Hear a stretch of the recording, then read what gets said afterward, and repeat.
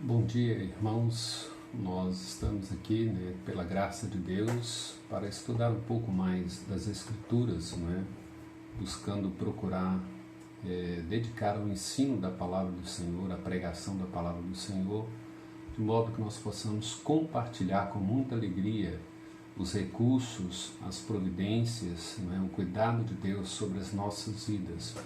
E isso nos traz paz ao coração, sabendo que Deus cuida de cada um de nós. Deus, com a sua graça, a cada manhã Ele renova suas misericórdias para conosco. Isso é muito bom e nós louvamos a Deus, tributamos a Ele toda a honra, toda a glória, toda a nossa gratidão por esse cuidado todo especial que Ele tem dispensado sobre nós, os seus filhos, por aqueles que o temem, aqueles que servem a Ele com fidelidade de coração.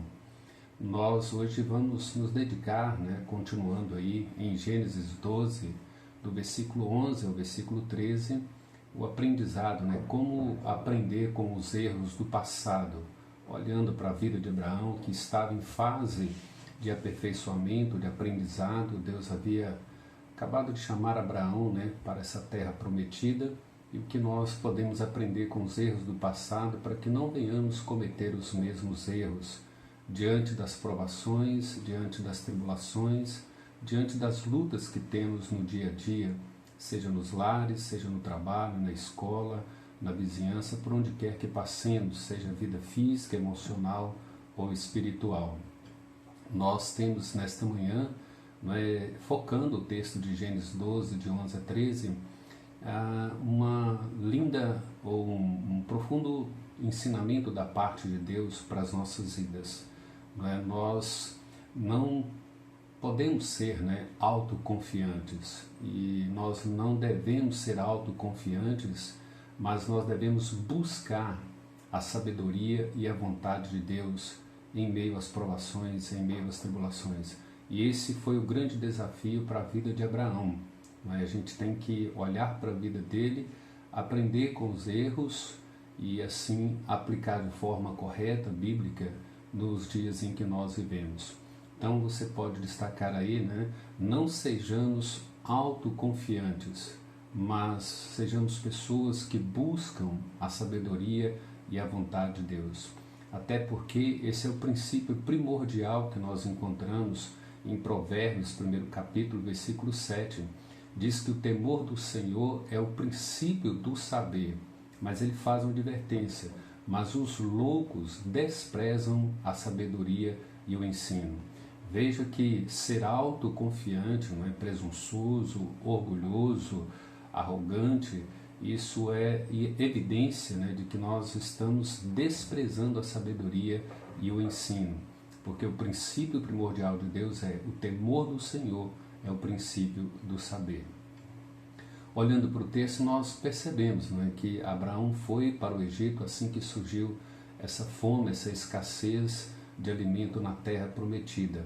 E o texto não nos dá a entender de que ele tenha orado e de que ele tenha consultado a Deus por orientação, para saber qual seria a vontade de Deus, qual seria o propósito de Deus para a sua vida, para a vida de sua esposa. Então percebe-se que em dado momento não houve ali um momento de oração, de súplica, buscando a sabedoria de Deus, a orientação de Deus, o discernimento de Deus. Então nós observamos algumas verdades que a gente pode pensar, e quem sabe aplicar à nossa própria vida. A primeira delas é o seguinte: ele confiou em sua própria sabedoria, na sua autossuficiência. E Provérbios 16, versículo 1, o autor de Provérbios nos adverte: o coração do homem, ele pode fazer planos, mas a resposta certa, ela vem dos lábios do Senhor. Então é um perigo muito grande confiar em nós mesmos, na nossa própria força, no nosso próprio recurso, acreditar que nós somos capazes por nós mesmos. Segundo, em grande parte da nossa vida, nós fazemos exatamente como Abraão, nas nossas lutas na família, na escola, no trabalho, no dia a dia, no trânsito, no relacionamento com pessoas, com outros afazeres da nossa vida. Dificilmente nós colocamos como primazia buscar a direção de Deus, saber a vontade de Deus por meio de oração, de modo que Ele nos dê essa direção, nos dê a sabedoria nas nossas decisões, nas nossas escolhas. Na verdade, em boa parte da nossa vida, nós fazemos escolhas e decisões conforme o nosso próprio coração, conforme a nossa própria mente. Muitos usam, um jargão, um ditado, diz que o meu coração está em paz, o meu coração está tranquilo para tomar essa decisão. Seu coração não deveria ser o ponto primário, A Escritura deveria ser o ponto primário, A sabedoria de Deus, a vontade de Deus deveria ser o ponto primário para te direcionar a uma decisão. Então, o terceiro ponto aqui que eu quero observar é que, na maioria das vezes, nós ficamos ansiosos e começamos a traçar planos, É interessante como que provação, sofrimento, angústia, tristeza nos tiram do equilíbrio, do estado emocional, de equilíbrio, de razão, de racionalidade, para olhar para a Escritura, para buscar a Escritura, para buscar Deus, a sua sabedoria, a sua vontade. Imediatamente nós começamos a tomar decisões e optamos por aquelas que aparentemente nos trazem a solução rápida, a solução imediata, o livramento da dor, o livramento da aflição, o livramento da angústia, porque é o que nós mais almejamos no momento. Mas a palavra de Deus em Filipenses 4, a partir do versículo 6 e 7, diz que nós não devemos ficar ansiosos com coisa alguma. Nós devemos colocar cada uma delas diante do nosso Deus, por meio de súplicas, orações e petições, com ações de graças. Vejam bem, colocá-las diante de Deus primariamente, para que Ele tome conhecimento dessas coisas. Na verdade, Ele já tem conhecimento de todas elas. O que Ele quer é que nós venhamos praticar o exercício da dependência, da busca, da confiança, da entrega. E o versículo 7 diz que a paz de Deus, que excede todo entendimento, guardará o nosso coração. Se nós, de fato, entendemos isso, nós precisamos aplicar uma verdade ao nosso coração.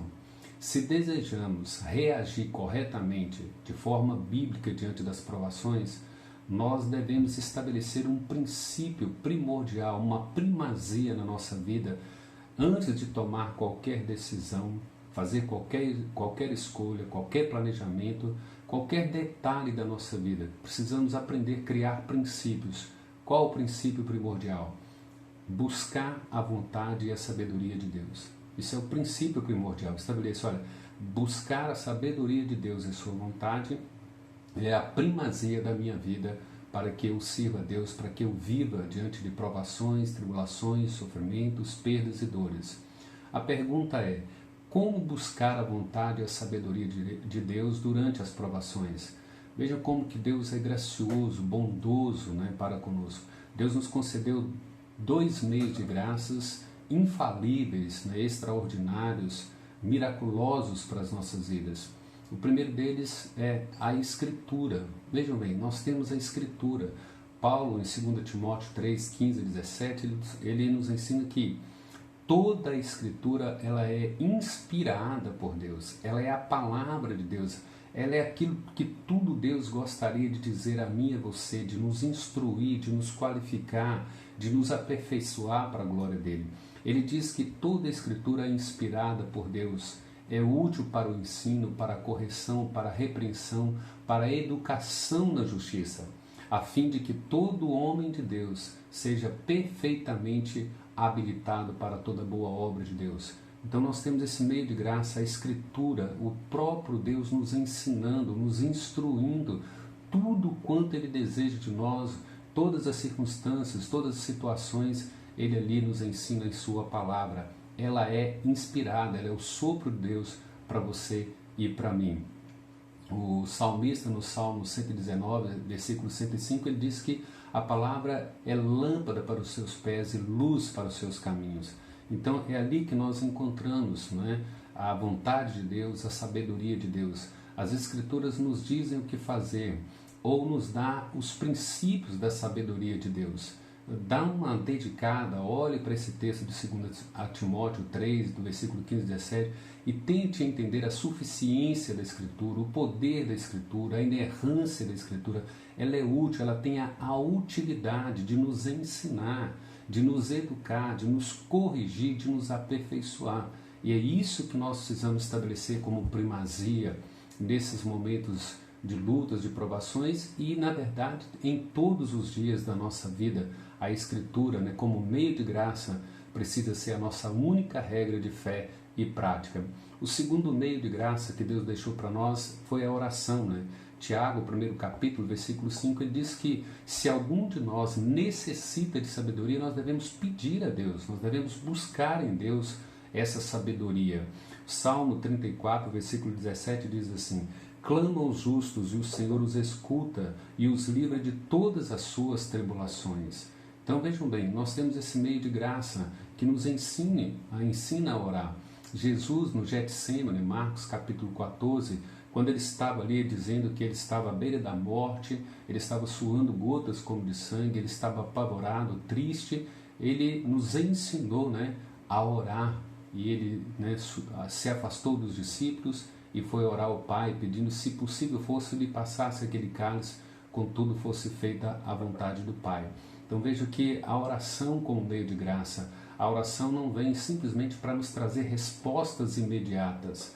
Às vezes Deus nos dirá imediatamente, às vezes Ele nos pedirá tempo ou nos deixará orando por um tempo, e às vezes Ele nem sequer nos dará respostas, né? Quem sabe não nos responderá em algumas situações, segundo o seu propósito, segundo a sua vontade. Precisamos aprender a usar o meio de graça como Jesus. E o terceiro princípio é que nós temos, né, o corpo de Cristo. Irmãos, na maioria das vezes nós ignoramos o corpo, a nossa irmandade, a nossa fraternidade, irmãos em Cristo que já foram amadurecidos por Deus, que já passaram por experiências, tiveram lutas, provações, que são comprometidos na Escritura, que têm conhecimento bíblico, têm conhecimento teológico, homens e mulheres que são conselheiros bíblicos e que poderiam nos ajudar, nos instruir a como enfrentar cada situação, cada provação, cada circunstância, cada luta, cada perda que nós temos. Nós devemos fazer uso também dessa oportunidade, desse princípio, né, que Deus tem para a nossa vida. Provérbios capítulo 12, Provérbios capítulo 11, versículo 14, o autor diz assim: por falta de orientação uma nação cai, mas muitos conselheiros garantem a vitória. Então vejam que o princípio primordial é isso. Coloque na sua vida cada decisão, cada escolha, cada atitude a ser tomada. Nós não seremos autoconfiantes. Nós estabeleceremos o princípio de buscar a sabedoria e a vontade de Deus para as nossas vidas. Use esses meios de graça, a Escritura, a oração, o corpo de Cristo, para que nós tenhamos aí vitória, sucesso, aprendizado, maturidade na vida cristã. Aplicações para a nossa vida, para que nós pensemos, né, nesta manhã de hoje, considerando essas verdades, aprendendo com os erros que Abraão cometeu. Vejam bem, Abraão não tinha muito dos recursos que nós possuímos. Abraão não tinha, né, a Bíblia escrita, não tinha a palavra de Deus escrita. Então ele era escasso de conteúdo, de material, né, físico, para que ele pudesse se instruir. O que hoje nós temos, né, altos recursos, temos tantas coisas que nos podem conduzir a Deus, nos aproximar de Deus em termos de conhecimento, de aprendizado da palavra do Senhor, grandes comentários, grandes pregadores, grandes homens de Deus que foram amadurecidos na Escritura, que hoje são conselheiros, que pregam com fidelidade, que fazem a exposição fiel das Escrituras. Segunda aplicação, Abraão morava numa terra de pagãos, né? Lembre que ele foi tirado de Ur dos Caldeus, foi levado para a terra prometida, mas Deus começou em Abraão, né? Ele e sua esposa. Então veja bem que ele está num ambiente, num convívio onde há tanta incredulidade, tanta idolatria, tanta corrupção, todo tipo de pecado existente naquele momento. Mas Abraão teve um privilégio, né, muito claro. Deus falou pessoalmente com ele, tão claramente com ele, ele ouviu a voz de Deus, Deus passou para ele todas as instruções das quais ele precisava para servir a Deus, para honrar a Deus. E nós vemos então a história de Abraão, como ele cresceu progressivamente, como ele amadureceu na sua caminhada cristã. E a última aplicação é: hoje nós temos a Bíblia como nossa única regra de fé e prática. Ela é a revelação de Deus, ela é a inspiração de Deus, ela é a palavra de Deus. Nós temos as Escrituras completa, ela é toda suficiente, ela é inerrante, né? Ela tem autoridade, ela é autoritativa. Então nós temos todos os princípios, todos os meios para que nós não sejamos autoconfiantes, para que a gente possa debruçar, né, sobre as Escrituras e aprender de Deus. Deus se revela nas Escrituras, Deus nos ensina nas Escrituras, Deus nos santifica nas Escrituras, Deus nos alimenta nas Escrituras, Deus promove a nossa maturidade nas Escrituras. Toda a suficiência de Deus vem nas Escrituras, porque as Escrituras revelam Cristo Redentor, aquele que nasceu, sofreu, morreu por nós, ressuscitou, está ao céu, sentado à direita de Deus Pai, intercedendo por nós. Que Deus assim nos abençoe, que Deus nos conceda graça para vencer mais um dia e que a glória seja toda dele. E que todos fiquem na paz do Senhor. Amém.